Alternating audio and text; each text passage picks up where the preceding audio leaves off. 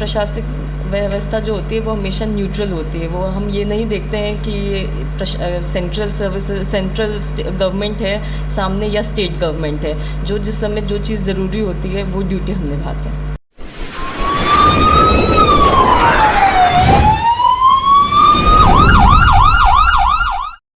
कहाँ के मूल निवासी हैं? मैं बिहार पटना ज़िला से बिलोंग करती हूँ। किस तरह की फैमिली बैकग्राउंड से आती हैं आप? मेरे फादर डॉक्टर थे और मेरी मदर एक हाउसवाइफ थी और मिडिल क्लास फैमिली से बिलोंग करती हूँ। पिताजी का नाम? डॉक्टर आनंद शरण। सिविल सर्विसेज के प्रति झुकाव कैसे हो गया आपका? एक तो हम बिहारी होने के नाते तो बचपन से हमें ये मोटिवेशन तो रहता ही है IAS IPS बनने का। दूसरा, मैंने अपनी जब कॉलेज लाइफ में बाहर निकली तो देखा कि कई लोग इस कंपटीशन के लिए तैयारी करते हैं। दूसरा, हमारी फैमिली मेम्बर्स भी कई थे जो ऑलरेडी ब्यूरोक्रेसी में थे, तो एज अ किड तो हमें उनकी लाल बत्ती देख के, उनके साथ चलते हुए 2 सिपाही देख के बड़ा जोश लगता था। तो कहीं ना कहीं मन में ये बात थी कि सिविल सर्विसेज की प्रिपरेशन करनी है। आपकी शिक्षा दीक्षा कहाँ तक हुई है? मैं 12th तक नॉटर डेम स्कूल से पढ़ी हूँ, पटना से। उसके फर्दर मैं दिल्ली आ गई थी। मैं दिल्ली यूनिवर्सिटी से पढ़ी। मैंने BSc इन कंप्यूटर साइंस किया। फिर सिविल सर्विसेज की तैयारी करने के लिए मैं JNU में एडमिशन लिया। फिर मैंने JNU में अपना MA किया, फिर MPhil किया और MPhil लिखने के दौरान मैंने 2014 में सिविल सर्विसेज परीक्षा क्रैक की थी। आपके ऊपर देश के नाक की जिम्मेदारी है, किस तरह से इसे संभाल रहे हैं? ये जो दिल्ली कैपिटल ऑफ इंडिया है, तो एक चीज़ सबसे गौर फरमाने वाली बात है कि पूरे इंडिया में कहीं भी कुछ भी होता है तो उसका असर ज़रूर इस एरिया में नज़र आता है। मैं सब डिवीज़न चाणक्यपुरी संभालती हूँ अभी। ये न्यू दिल्ली डिस्ट्रिक्ट का पार्ट है और इसकी रिस्पॉन्सिबिलिटी में सबसे पहले हमें ये सुबह सुबह जब उठती हूँ तो मैं सोचती हूँ कि आज क्या क्या हो सकता है देश भर में, रात में क्या क्या हुआ है जिसका हम देख सकते हैं कि जिसकी जो छवि है यहाँ पे नज़र आएगी। तो मन में एक उठने वक्त एक दिमाग में ये प्लान कर लेती हूँ दिन को कि कैसे दिनचर्या हमारा कटेगा और उस हिसाब से इस रिस्पॉन्सिबिलिटी को निभाते हुए मोटिवेशन के साथ जो मैं सीनियर ऑफिसर्स प्रोवाइड करते हैं और अच्छी फैमिली का सपोर्ट मिलने की वजह से ये रिस्पॉन्सिबिलिटी बेखूबी निभाई पाते हैं। आपकी प्राथमिकता क्या है यहाँ पर? यहाँ पे हमारी 2 प्राथमिकता है। पहले तो वेमेन रिलेटेड क्राइम जो हो वो यहाँ पे कम से कम हो।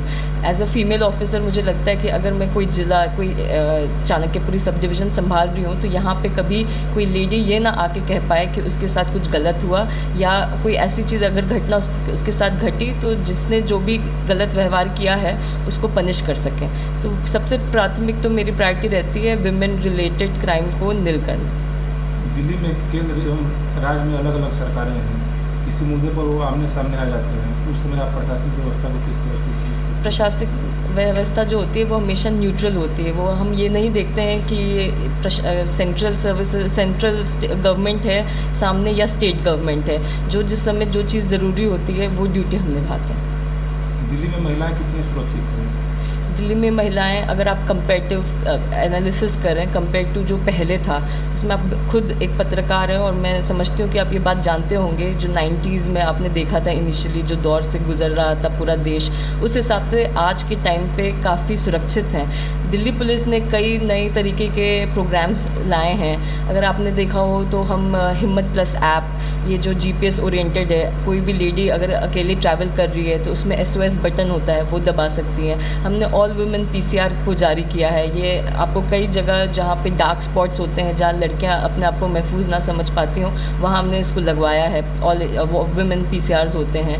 इसके अलावा आप अगर देखें तो कई जगह हमने कई अलग अलग तरीके के चीज़ें को उद्घाटन किया है, जैसे कि हम विमेन जो स्टाफ होती हैं वो DTC बसेस में भी बैठाते हैं और जितने भी स्कूल कॉलेजेस होते हैं उनके चारों तरफ हम पेट्रोलिंग करते हैं। तो इस तरीके से मुझे लगता है कि हम धीरे धीरे विमेन सेफ्टी की ओर बढ़ते जा रहे हैं, जो विमेन बहुत सिक्योर फील कर सकती हैं दिल्ली में। यहाँ महिलाएं देर रात काम करके लौटती है, क्या उनकी सुरक्षा सिर्फ सड़कों तक सीमित है या गली मोहल्ले में भी पुलिस की चौकसी रहती है? बिल्कुल, आप जैसे जानते हैं कि हर जगह की पुलिस जो है बीट के उससे चलती है।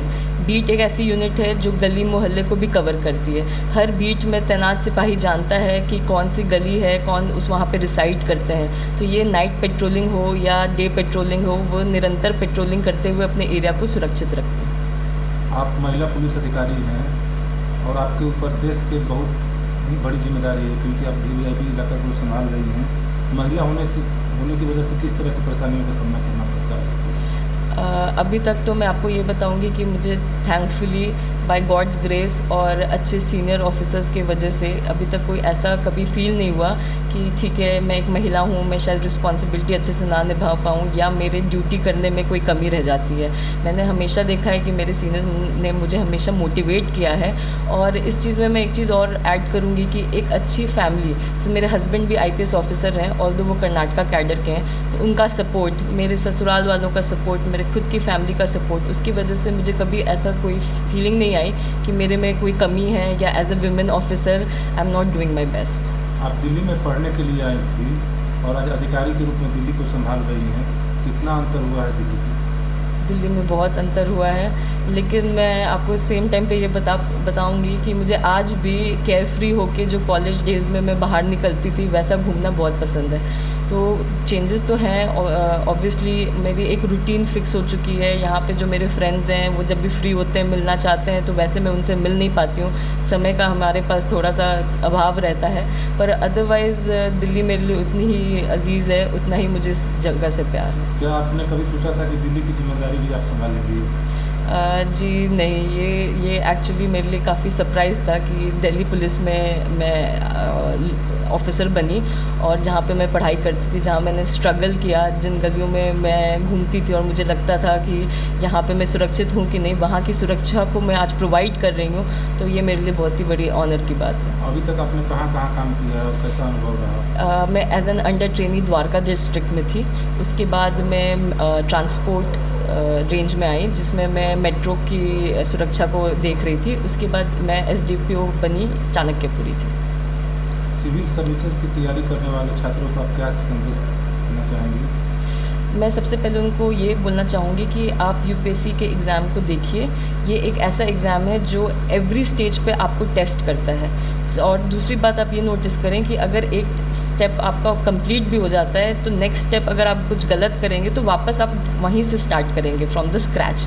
तो ये ज़रूरी है कि आप इसको एज ए इंटीग्रेटेड देखें कि हर एक स्टेप आपको निकालना ज़रूरी है। डिटरमिन्ड रहें, हार्ड वर्क करें और खुद पर विश्वास रखें। खुद पे विश्वास रखेंगे तभी आप कुछ अचीव कर पाएंगे। क्या आप श्योर थी कि आप अधिकारी बन पाएंगे? ये गारंटी तो नहीं होती है, इसलिए मैं शायद साथ में JNU में MA और MPhil कर रही थी। पर ये मुझे पता था कि अगर मैं प्रयत्न करती रहूं, और मैंने अपने 3rd अटेम्प्ट में निकाला। फर्स्ट 2 अटेम्प्ट में मैं जब नहीं निकाल पाई तो मैं उससे निराश नहीं हुई थी, पर ये ज़रूर सोच रखा था कि अगर ये नहीं तो फिर बैकअप के लिए मेरे पास और क्या है। तो ये दिमाग में मेरे था कि अगर नहीं बनी अधिकारी तो और क्या बन सकती हूँ, लेकिन ये भी नहीं सोचा कि नहीं अब मुझे एग्ज़ाम देना ही नहीं है। तो मैं अपने फेलियर से सीखती रही निरंतर। लगातार मेहनत के बावजूद भी कुछ छात्र असफल हो जाते हैं, उनके लिए क्या संदेश देती है? मैं ये कहूँगी, जैसा कि मैं खुद अब देखा कि 2 बार मैं नहीं निकाल पाई। ये एक एग्ज़ाम ऐसा है जो आपको कई बार टेस्ट करता है, हर एक स्टेप पे टेस्ट करता है, और इसके लिए डिटर्मिनेशन ज़रूरी है। पर फिर भी ये एग्ज़ाम ही सब कुछ नहीं है। आज आप देखिए, मेरी अपनी बहन बैंक में PO है, मेरे जो उनके हस्बैंड हैं वो MBA करके अच्छी जगह नौकरी कर रहे हैं, उनकी ज़िंदगी भी उतनी ही अच्छी है। तो life is much more than UPSC। तो जो अगर आपका UPSC नहीं निकला है, आप देखें कि आपको लाइफ में और क्या इंटरेस्ट है आपके, और उस हिसाब से उसकी तरफ भी बढ़ें। बतौर SP यहाँ काम करने में किन तरह की समस्याओं से आपको जूझना पड़ता है? मैं एज एन ACP यहाँ पे हूँ, इस SDPO में SDPO चाणक्यपुरी हूँ। और चीज़ें तो अलग अलग चीज़ें चैलेंजेस हमें होती ही हैं। जैसे अब ये जो पूरी पुलिस फोर्स है ये मैन ओरिएंटेड है, इन द सेंस मैन जब मैं कह रही हूँ तो पर्सनल ओरिएंटेड है। तो इतने लोगों को, इतने स्टाफ को एक साथ लेके चलना, उनके वेलफेयर को भी देखना और उनसे काम भी कराना, तो एट द सेम टाइम वो बैलेंस रखना थोड़ा डिफ़िकल्ट होता है। सेम टाइप पे प्रोफेशनल लाइफ और पर्सनल लाइफ को भी बैलेंस करना थोड़ा डिफ़िकल्ट होता है। तो ये कुछ चैलेंजेस हैं जिसको बैलेंस, जिस लाइफ में अगर बैलेंस ले आया जाए तो ये चैलेंजेस भी हम बिल्कुल पूरा कर सकते हैं। केवल सच पत्रिका के माध्यम से लोगों को आप क्या भरोसा दिलाना चाहेंगी? मैं ये भरोसा दिलाना चाहूँगी कि जो दिल्ली पुलिस है, जिसका पूरा सेवा न्याय जो ये टैगलाइन है, उस टैगलाइन को वो हमेशा पूरा करता है, वो हमेशा लोगों के लिए खड़ा है। और दिल्ली जैसे राजधानी में अगर आपको कभी कोई दिक्कत हो तो दिल्ली पुलिस आपके लिए सदैव खड़ा है। दिल्ली पुलिस का मूल मंत्र क्या है? सेवा, शांति, न्याय। आप अपना आदर्श किसे मानती हैं? मैं अपनी मदर को अपना आदर्श मानती हूँ। मैंने बचपन से देखा है, उन्होंने बेखूबी घर को चलाया है, साथ में वो एज़ अ टीचर नौकरी करती थी, उसको भी बहुत अच्छे से बैलेंस किया है। तो मैं अपने मदर की तरह एक बैलेंस लेके ज़िंदगी आगे बढ़ाना चाहती हूँ।